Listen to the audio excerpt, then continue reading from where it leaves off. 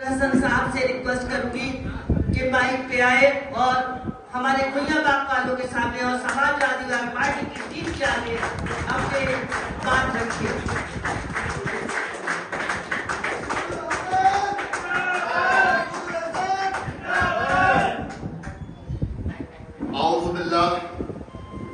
औज़ुबिल्लाहि मिनश्शैतानिर्रजीम बिस्मिल्लाहिर्रहमानिर्रहीम रब्बि शहरी सदरी व यस्सिर ली अमरी यफ़क़हू क़ौली। उड़ान वालों, उड़ानों पे वक्त भारी है। उड़ान वालों, उड़ानों पे वक्त भारी है। परों की नहीं अब तो यहाँ हौसलों की बारी है। और दुआ करो सलामत रहे रईस नईमी की ये हिम्मत। ये एक चिराग फिर 100 आंधियों में भारी है।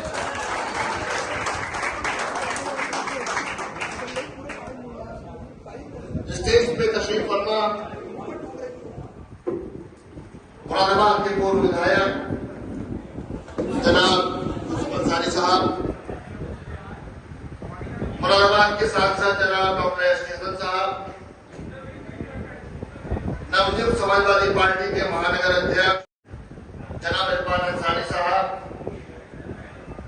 समाजवादी पार्टी के पूर्व महानगर अध्यक्ष मेरे बड़े भाई जनाब शाले अली शानू साहब, पूरे खान साहब, शुएब हसन पाशा साहब, डॉक्टर तलहा साहब, मोहसिन भाई, उवैस नईमी साहब और मेरा छोटा भाई फैजान जो कि सेंट पॉल्स में भी मेरे साथ पढ़ा करता था, मेरे रिक्शा में जाया करता था, तब से मेरा ताल्लुक फैजान से है।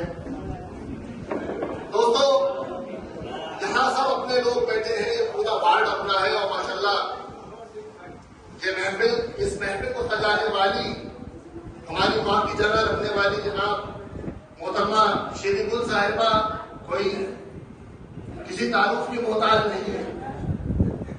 किस तरह से इन्होंने आप लोगों की खिदमत करी और आज माशाल्लाह निर्विरोध पार्षद बन चुकी है। अब 4 मई को हमारी सारा फोकस, हमारा सारा ध्यान समाजवादी पार्टी के मेयर कैंडिडेट जनाब रईसुद्दीन नईमी साहब की तरफ है। दोस्तों, आप लोगों को मालूम है सारे शहर में मुरादाबाद में हम लोग घूमते हैं, बाइकों से चलते हैं, स्कूटियों से जाते हैं। हर सड़क पर, हर मोहल्ले में तकरीबन 1.5 2 फीट गहरे गड्ढे मौजूद हैं। 2012 में जब डॉक्टर एस के हसन साहब मुरादाबाद नगर निगम के मेयर थे, उस जमाने में सीवर लाइन का काम शुरू हुआ था।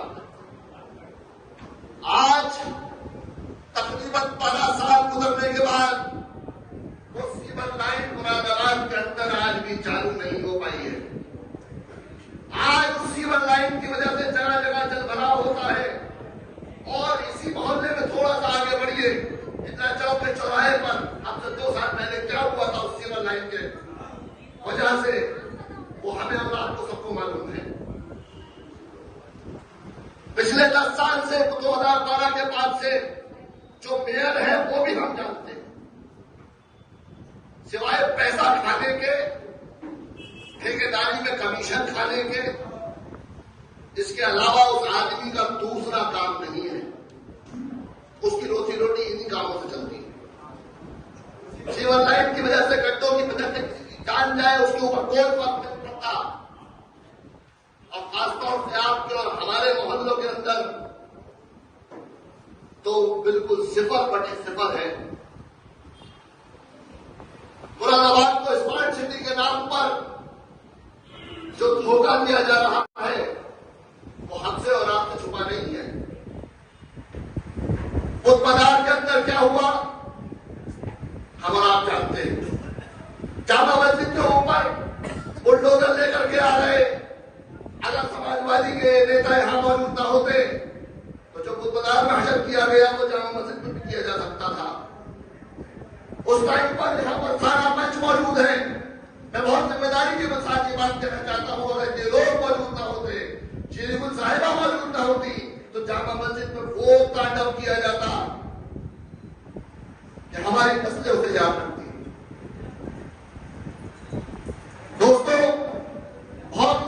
लग रहा होगा ये चुनाव कोई बहुत बड़ा चुनाव नहीं है, छोटा चुनाव है, नगर निगम का चुनाव है।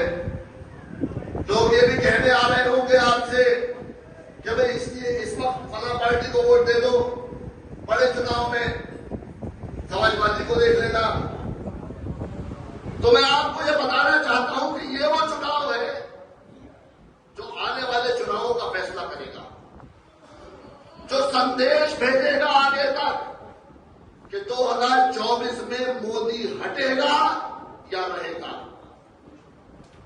ये वो चुनाव है जो हमें और आपको ये बताएगा कि क्या हम इस मुद्दे हैं या नहीं। ये वो चुनाव है कि जो हमें ये बताएगा, हमें इस बात का जवाब देना होगा कि जिन लोगों ने 87 के दंगों में हमारे बुजुर्गों को शहीद किया था, जिन लोगों ने गोलियां चलवाई थी, जिन लोगों ने कांग्रेस की सरकार होते हुए पार्लियामेंट में कहा था कि मुरादाबाद के अंदर 2 से 3 लोग शहीद हुए हैं, जबकि यहां ट्रकों के अंदर भरकर लाशें गई थी। हमें इस चुनाव में सवाल करना है कि तुमने मलिहाना के अंदर क्या किया। तुम मुसलमानों की बात करने अब आए हो। 2002 में जब गुजरात के अंदर, अब हमें यह बताना है कि हम तुम्हारी साजिशों में, तुम्हारी चिकनी चुपड़ी बातों में अब आने वाले नहीं। दोस्तों, आप लोगों की नजर एक शेयर करना चाहता हूं। बहुत गहराई से शायर ने इसे कहा है कि तूफानों से आंख मिलाओ, सैलाबों पर वार करो। तूफानों से आंख मिलाओ, सैलाबों पर वार करो। मल्लाहों का चक्कर छोड़ो, अब तैर के दरिया पार करो।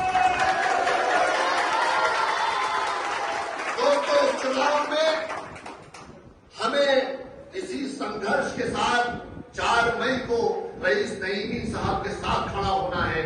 एक एक आदमी को रईस नईमी बन जाना है और अपने अपने बूथ को जिता करके, अपनी गलियों में, मोहल्लों में जा करके, तमाम घरों में जा करके अपने लोगों का वोट पड़वाना है और ऐसा तमाचा मारना है बीजेपी की गाल पर कि जितनी वो साजिशें हैं, वो साजिशें नहीं जाए।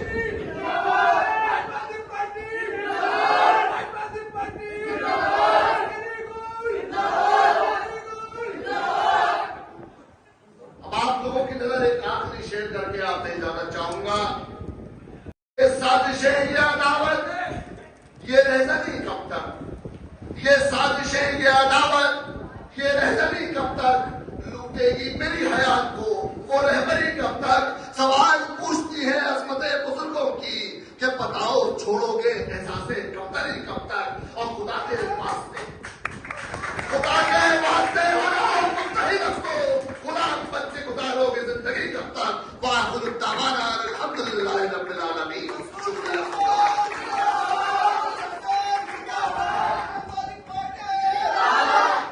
मसूद हसन साहब ने दिल को हिला के रख दिया और ऐसी ऐसी बातें उन्होंने बताई जो दिल के वो छू के चली गई। मैं आप लोगों से कह रहा था कि ऐसा ना हो कि हम लोग कोई धोखे में आ जाए, अपने वोट का गलत इस्तेमाल कर ले। देखिए मेरे भाई, गुइया बाग में तो अल्लाह के फजल करम से सफाई व्यवस्था हर चीज का इंतजाम है, मगर आप मुसलमान मोहल्ले में जाके देखिए क्या हशर है, गद्दियों के ढेर है, सड़क का निर्माण नहीं हुआ, पानी की समुचित व्यवस्था नहीं हुई। और यहाँ तो ये कहा जा सकता है कि देखो विनोद अग्रवाल ने अपनी बाइक के नाम जो सिविल लाइन में जो पार्क था क्या कर दिया, उसको कहां से कहां बना दिया। और जामा मस्जिद पार्क को देखिए वहां बैठने के लिए कुर्सियां भी नहीं है, बच्चों के लिए झूले भी नहीं है। कई बार ये बात रखी गई कि जब पार्कों का सुंदरीकरण हो तो जामा मस्जिद को शामिल करना चाहिए।